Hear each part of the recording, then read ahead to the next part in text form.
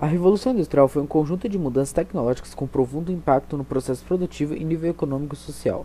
Tudo começou na Inglaterra em meados do século XVIII e expandiu-se pelo mundo a partir do século XIX. Antes da Revolução Industrial, a atividade produtiva era artesanal e manual, no máximo com o emprego de algumas máquinas simples. Dependendo da escala, grupos de artesãos podiam se organizar e dividir algumas etapas do processo. Muitas vezes, o mesmo artesão cuidava de todo o processo, desde a obtenção de matéria-prima até a comercialização do produto final. Foi a Inglaterra o país que saiu na frente no processo da Revolução Industrial do século XVIII.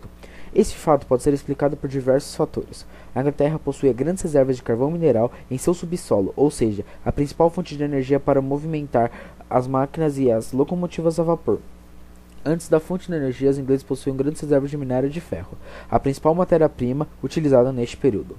A mão de obra disponível em abundância, desde a lei de cercamento de terra, também favoreceu a Inglaterra, pois havia uma massa de trabalhadores procurando emprego nas cidades inglesas no século XVIII. A burguesia inglesa tinha um capital suficiente para financiar as fábricas, comprar matéria-prima e máquinas e contratar empregados. O mercado consumidor inglês também pode ser destacado como importante fator que contribuiu para o pioneirismo inglês. No comércio colonial, no século XVIII, os ingleses já tinham um sistema bancário muito desenvolvido. Com tudo isso, a burguesia já tinha acumulado muito dinheiro e foi essa burguesia que deu início ao capitalismo industrial, concedendo a produção nos grandes estabelecimentos, acabando com as manufaturas artesanais e assim desenvolveram os transportes, estradas, canais e vias que chegaram graças à locomotiva a vapor. As fábricas no início da Revolução Industrial não apresentavam as melhores condições de trabalho. As condições das fábricas eram precárias, eram ambientes com péssima iluminação e abafados e sujos. Os salários recebidos pelos trabalhadores eram muito baixos, chegava a se empregar o trabalho infantil e feminino. Os empregados chegavam a trabalhar até 18 horas por dia e estavam sujeitos a castigos físicos dos patrões. Não havia direitos trabalhistas como, por exemplo, férias, 13º, auxílio-doença, descanso semanal, remunerado ou qualquer benefício. Quando desempregados ficavam sem nenhum tipo de auxílio e passavam por situações de precariedade.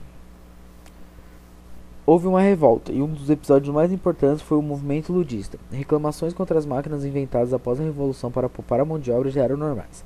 Mas foi em 1811 que surgiu o movimento ludista, uma forma mais radical de protesto. O nome deriva do Ned Ludd, um dos líderes do movimento. Invadiram as fábricas e destruíram máquinas que, segundo os ludistas, por serem mais eficientes que os homens, tiravam seu trabalho.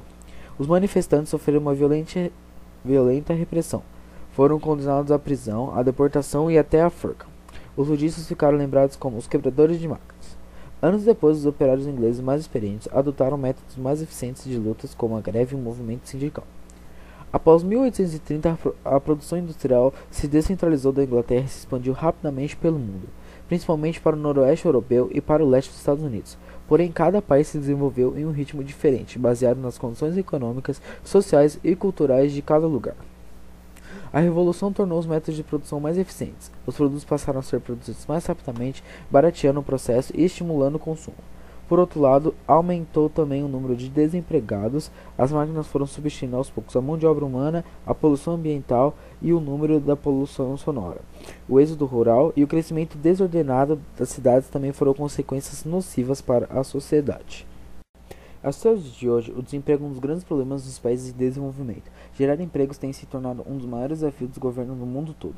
Os empregos repetitivos e pouco qualificados foram substituídos por máquinas e robôs. As empresas procuram profissionais bem qualificados para ocupar empregos que exigem cada vez mais criatividades e múltiplas capacidades. Mesmo nos países desenvolvidos, tem faltado emprego para a população.